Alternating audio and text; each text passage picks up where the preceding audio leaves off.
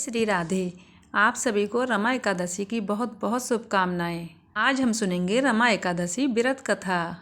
धर्मराज युधिष्ठिर ने भगवान श्री कृष्ण से कहा, कार्तिक कृष्ण पक्ष की एकादशी का क्या नाम है और इसको करने से क्या फल की प्राप्ति होती है?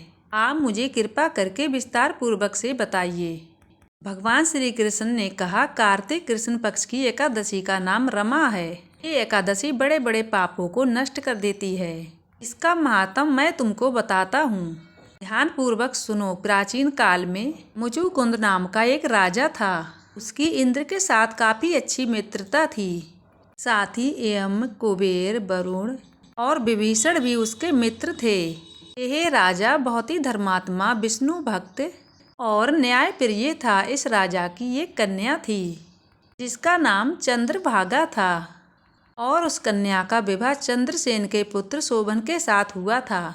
फिर एक दिन शोभन अपनी ससुराल आया। उसी समय पुण्यदा रमा एकादशी आने वाली थी। जब व्रत का दिन नजदीक आया तो चंद्रभागा के मन में विचार उत्पन्न हुआ कि मेरे पति अत्यंत दुर्बल हैं। उसके पिता राजा मुकुचंद ने ढोल बजवाकर सारे राज्य में घोषणा करवा दी, एकादशी के दिन किसी को भी भोजन नहीं करना चाहिए। ढोल की घोषणा सुनते ही शोभन को बहुत चिंता होने लगी। फिर वो अपनी पत्नी से कहने लगा कि हे प्रिय, अब क्या करना चाहिए?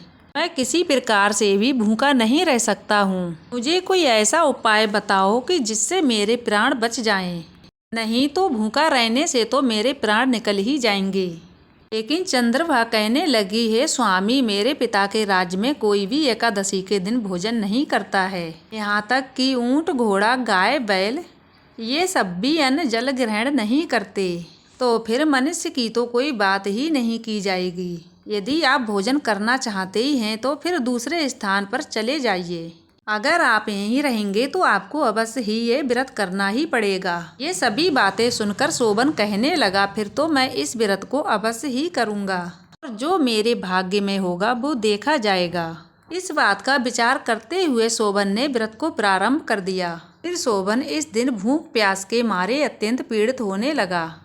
जब सूर्य नारायण अस्त हो गए, रात्रि को जागरण करने का समय आया। वो समय जो सभी वैष्णवों को अत्यंत खुशी देने वाला था। लेकिन शोभन को वो समय बहुत ही ज़्यादा दुखदायी हुआ, क्योंकि उससे तो जागरण नहीं हो रहा था, उससे तो भूख ही बर्दाश्त नहीं हो रही थी। प्रातः काल होते ही शोभन के प्राण निकल गए। उसकी मृत्यु होने के बाद राजा ने सुगंधित लकड़ियों से उसका अंतिम संस्कार कराया। लेकिन चंद्रभागा ने अपने पिता की आज्ञा से अपने शरीर को दर्द नहीं किया और शोभन की अंत्येष्टि क्रिया के बाद भी अपने पिता के घर में ही रहने लगी। रमा एकादशी के प्रभाव से शोभन को अचल पर्वत पर धन धान से युक्त, शत्रुओं से युक्त एक सुंदर भवन प्राप्त हुआ।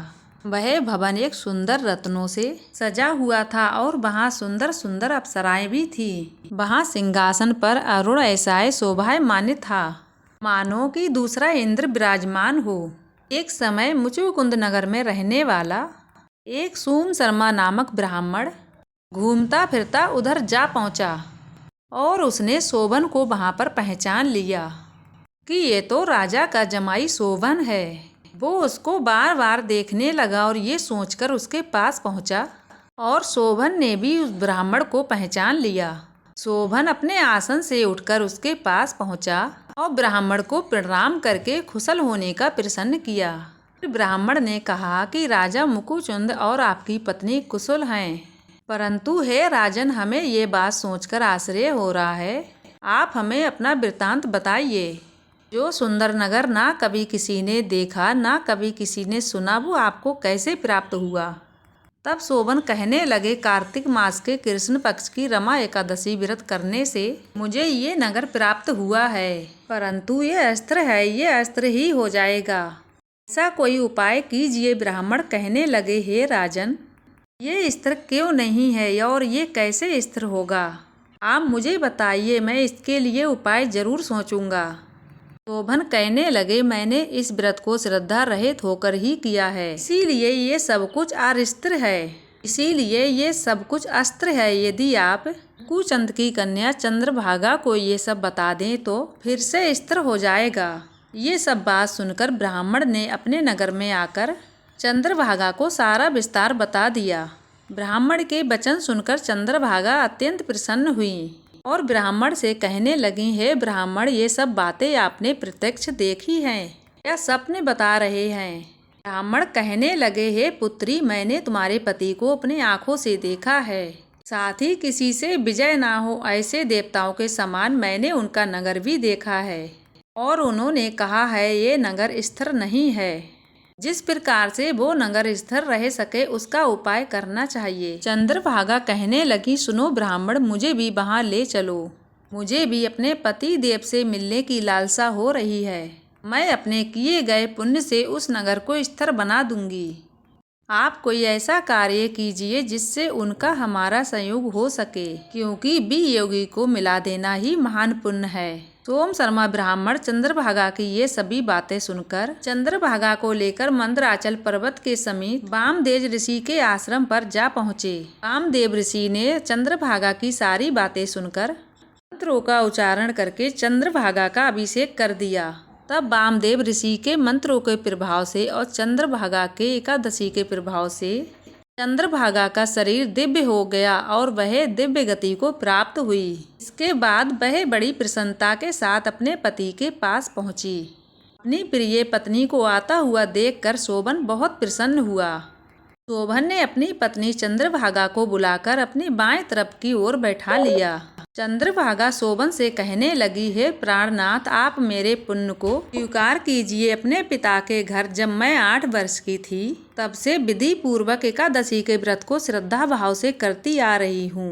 इस पुण्य के प्रभाव से आपका नगर स्थिर हो जाएगा और समस्त कर्मों से युक्त होकर और प्रलय आने के अंत तक ये नगर यहीं रहेगा। इस प्रकार चंद्रभागा दिव्य आभूषणों से और वस्त्रों से सुसज्जित होकर अपने पति के साथ आनंद भाव के साथ रहने लगी।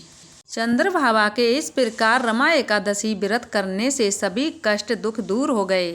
हे राजन, मैंने तुम्हें रमा एकादशी का महात्म विस्तार पूर्वक से बता दिया। जो मनुष्य इस व्रत को करते हैं उनके ब्रह्म इत्यादि सभी पाप नष्ट हो जाते हैं। कृष्ण पक्ष और शुक्ल पक्ष दोनों की एकादशियां समान हैं। इन एकादशियों में कोई भेदभाव नहीं है, दोनों एक समान ही फल देती हैं। जो मनुष्य इस महात्म को पढ़ते हैं या सुनते हैं वो समस्त पापों से छूटकर विष्णु लोक को प्राप्त होते हैं। एक एकादशी का व्रत ही ऐसा है जो मनुष्य को समस्त प्रकार के पापों से मुक्त कर सकता है। इसीलिए हर मनुष्य को एकादशी का व्रत अवश्य ही करना चाहिए। तो आपको ये कथा कैसी लगी कमेंट करके ज़रूर बताइए। अच्छी लगी हो तो कमेंट बॉक्स में जय श्री हरि विष्णु ज़रूर लिखिए।